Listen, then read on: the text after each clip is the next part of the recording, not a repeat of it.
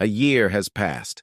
A year has passed since everything I knew about my life, my marriage, my future collapsed.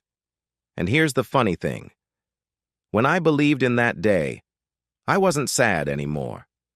I see it as a turning point, a moment of empowerment. Not the pain and birth of the new life I wanted, but the one I am now, strangely enough, grateful for. It all started with little things, with what I let go. Late-night messages that she claimed were from a friend who needed help. A sudden interest in exercise, a new perfume, her phone being locked. I told myself I was overanalyzing. After all, we had been married for almost 8 years. We had a routine, we had dreams, I trusted her. But that trust was shattered on a drizzly Thursday afternoon when I saw her, as clean as a trout in a fish tank, walking into a motel on the highway with another man. I had left work early because of a power outage and believed I could surprise her at the office with her favorite coffee. When I didn't see her there, I drove home, knowing she must have left early too. Then I drove past the motel and saw her. She was laughing. Her fingers were wrapped around his arm as if it were part of her. The world held its breath for a moment. I stopped, not knowing what to say, or if I could. My hands were shaking. All I remember is clutching the steering wheel, my knuckles white. I didn't confront her. I drove home, sat down on the couch in silence, and stared at the wall. But later that evening, she came home and kissed me on the cheek as if nothing had happened. That was the strangest thing, seeing her pretend to be a loving wife after what I had seen.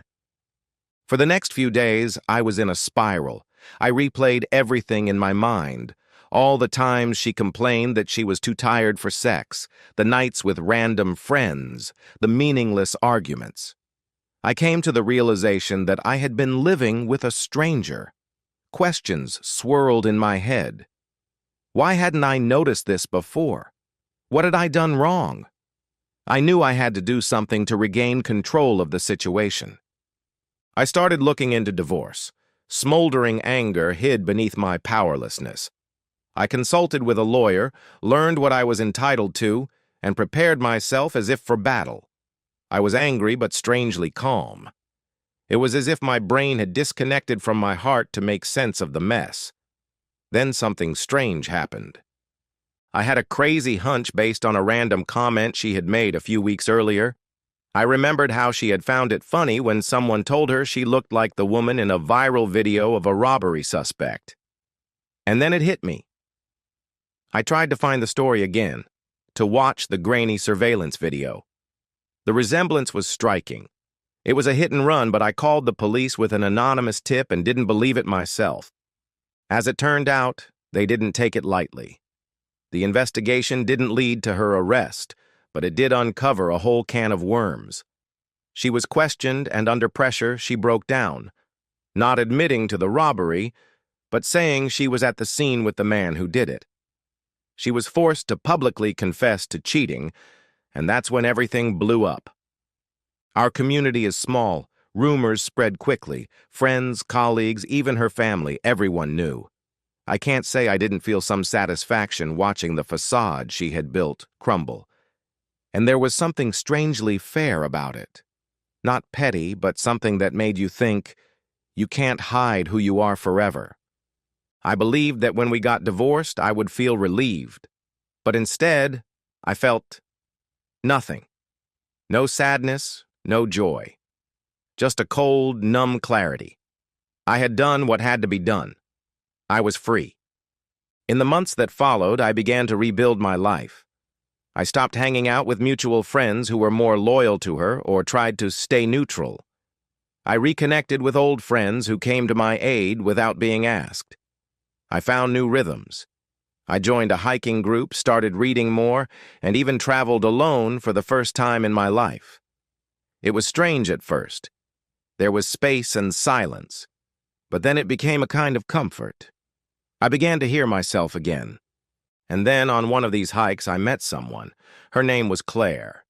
She had the same tortured expression I had seen on myself just a few months earlier. We started talking, and it turned out she had also been through a difficult breakup. We didn't rush into anything. We just talked. We went for walks. We shared stories. We both discovered we liked bourbon and started visiting new distilleries on the weekends. The friendship grew into something more. She never judged me for the baggage I carried, and I didn't judge her for hers.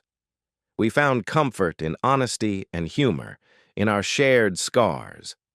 No grand promises, just the presence of someone who didn't isolate me, and not what I asked for, but simply understanding. Now, as I sit here and reflect on the past year, I didn't believe that it was a year in which I lost my wife. It was a year in which I saw myself from the outside. I let go of the pain, the betrayal, the questions.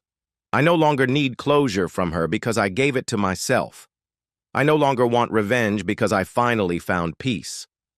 Now I enjoy my independence, not with bitterness, but with gratitude. I raise a glass of bourbon not to mark the end of something, but to mark the beginning of something new.